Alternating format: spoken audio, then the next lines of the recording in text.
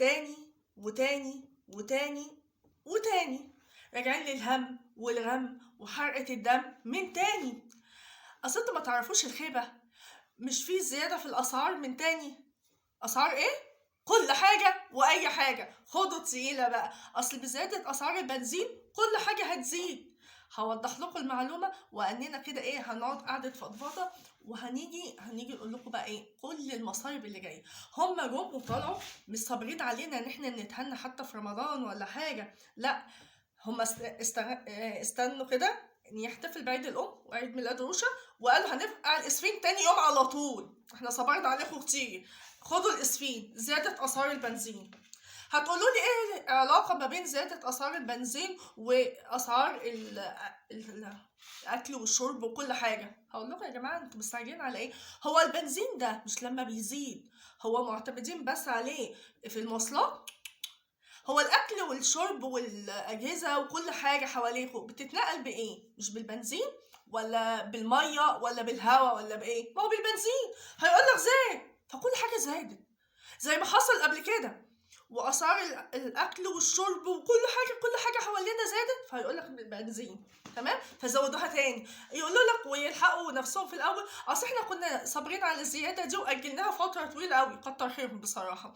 وقالوا ان احنا بعد تاجيل لفتره ان احنا بصي يلحقوك برضو هنزودوا اسعار البنزين جنيه واسعار السولار 175 قرشا. عندهم ضمير بصراحه، أصلة. طيب هوضح لكم الزيادة بعد الزيادات اللي فاتت، لأن هي مش أول مرة تزيد، هي بيزودوها كل كام شهر علشان يمتصوا غضب الناس، والناس إيه بتنسى، بس الناس ما بتنساش. وكل واحد هيركب المواصلات هيتحاسب من فيكم، وخدوا من كل واحد بيركب حسبي الله ونعم الوكيل. خدوا بقى اللي جاي يا جماعة، يعني ما شاء الله، الله أكبر الله أكبر. في اسكندرية كانت من أولى المحافظات الملتزمة بعد زيادة أسعار البنزين، كانت من أول المحافظات اللي طبقت القرار ده. بخاري وخمسي يا اسكندرية، الله أكبر عليكي، ملتزمة قوي يعني. فطيب دلوقتي هنقول لكم بالسريع كده، بعد كده هنوضح كل حاجه عن زيادات الاسعار. البنزين 80 هيزيد من 10 جنيه ل 11 جنيه قبل كده، يعني خلي بالكم شهر 11 اللي فات كان ب 8 وربع عشان ما حدش يقول لي جنيه. تمام. وبنزين 92 من 11 ونص ل 12 ونص، وبنزين 95 من 12 ونص ل 13 ونص. اما السولار اللي زاد بعد زياده من لجنيه، زودوه جنيه 175 قرش، بقى من 8 وربع ل 10 جنيه. والانبوبه من المستودع، من ارض المستودع للمواطن العادي يعني بتتباع من 75، زودوها 100 جنيه. تمام. والله انتوا ما كنتوا عارفين ان الانابيب اللي في المستودع دي بتتباع بكام؟ كانت برخص التراب، ب 100 جنيه في المستودع، امال لو بره تبقى بكام؟ اللواء هشام وزير التنمية المحلية اتصل مع محافظين بلدنا، يعني الله أكبر يعني ما شاء الله، وعلشان يعرف بعد زيادة الأسعار ايه الخطط، وهم عملوا ايه وسيطروا ازاي على زيادة وسائل المواصلات الداخلية، وخصوصا ان اكتر عربيات السيرفيس او المواصلات العامة وكده دي بيتم استهلاك فيها البنزين او السولار. فبيقول لهم انتوا عملتوا ايه؟ فطبعا مش هم هيعملوا ايه، احنا اللي هنعمل، هنتحاسبن والله العظيم. هنعمل ايه؟ هنلطم اللطم خلاص، بصوا وشنا ورم بقى عامل زي البطيخه من كتر ما بنلطم كده اهو، هنشد خدودنا زي عبله كامل كده. طب وبعدين؟ فاتصل بيهم وكده، بس زياده هتطبق. انتوا في المواصلات العامة هتبقى زيادة جنيه بس، طبعا في المواصلات الداخلية والخطوط الداخلية زي المشاريع والميكروباصات والميني باص واللي وبلي، دول هيزودوها كل واحد على حسب بقى هواه. طيب في النهاية مين هيشيل الشيلة والطين؟ احنا. وطبعا الطين هيبقى على دماغنا وكده. قيسوا على كده طبعا بقى، مش المشكلة مش مشكلة نص جنيه ولا جنيه ولا وهتقولوا لي ده ما بيجيبش حتى مستكاية ولا كراميلاية ولا حاجة. لا يا جماعة، الموضوع أكبر من كده، إن كل حاجة هتزيد، لأن الأكل والشرب والهدوم ده إيه اللي بيجيب هدوم في الزمن ده يعني.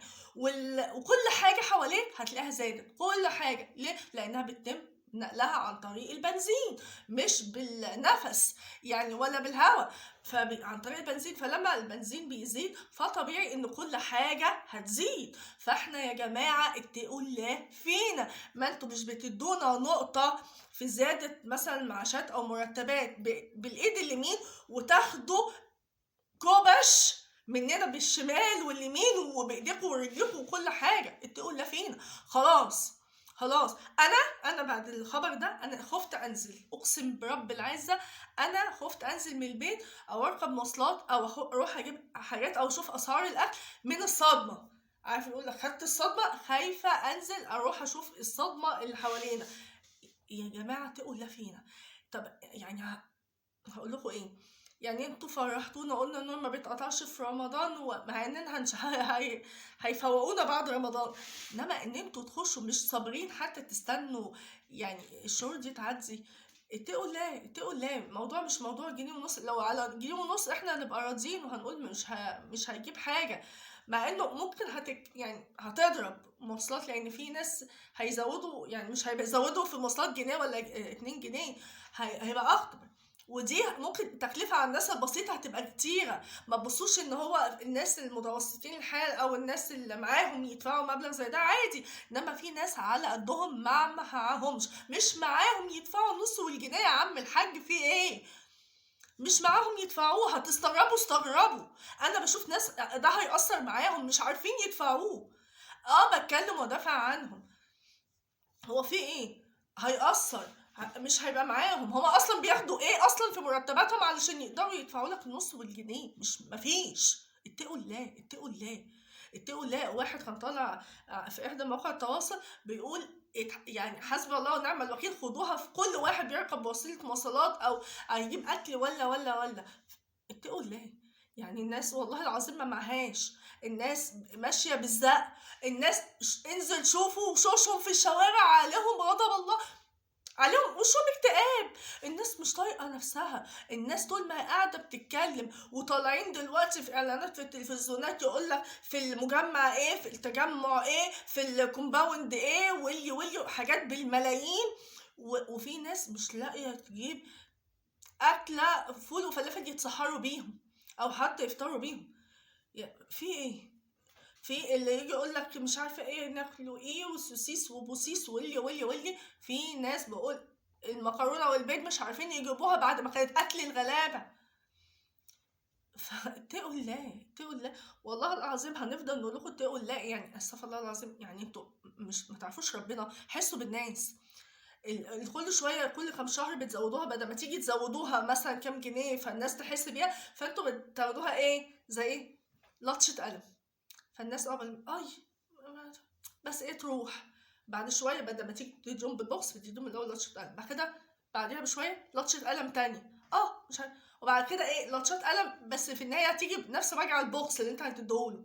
انتوا بتعملوا كده معانا، بدل ما تدونا الصدمه مره واحده بتدونا على فترات بس اننا بتفرحوا الناس ان لا بصوا احنا هنزود لكم في المعاشات، هنزود لكم في المرتبات، هنزود لكم في اي حاجه، بس استنوا مش عارف ايه. وبعد ما تزودوا بتاخدوها، بس بتاخدوها اضعاف.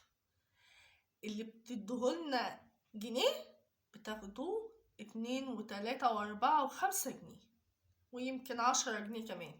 ما هي زيادة في كل حاجة وأي حاجة. أنا بتكلم بلساني وبلسان الناس اللي أقل مني. اتقوا الله وحسبي الله ونعم الوكيل، بجد اتقوا الله. وحرام بقى. أنا لو هقعد هتكلم كتير قوي قوي قوي، بس أنا طبعا لما خدت الصدمة أنا ما نزلتش، ولو نزلت وشفت الحاجات بقت عاملة ازاي أنا هنزل وأقول وأتكلم وأقول حاجات كتير.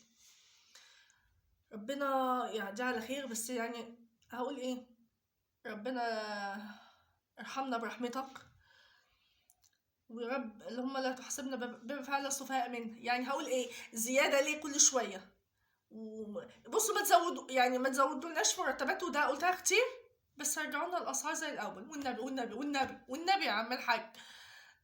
يعني ايه، ما تزود ما ترفعوش في المرتبات ولا المعاشات، خلوها هي بس قلنا الاسعار اللي احنا كنا بنسمع عنها وبنقول الله هي دي الاسعار، والنبي رجعها لنا تاني، والنبي عشان خاطري وعشان كل الناس. لما تيجوا يقولوا لكم ربنا يكرمكم احسن ما يقولوا لكم حسبي الله ونعم الوكيل وربنا ينتقم منكم. تمام؟ رسالتي وصلت؟ يا رب عديها على خير بحق الشهر المفترج، وارحمنا برحمتك.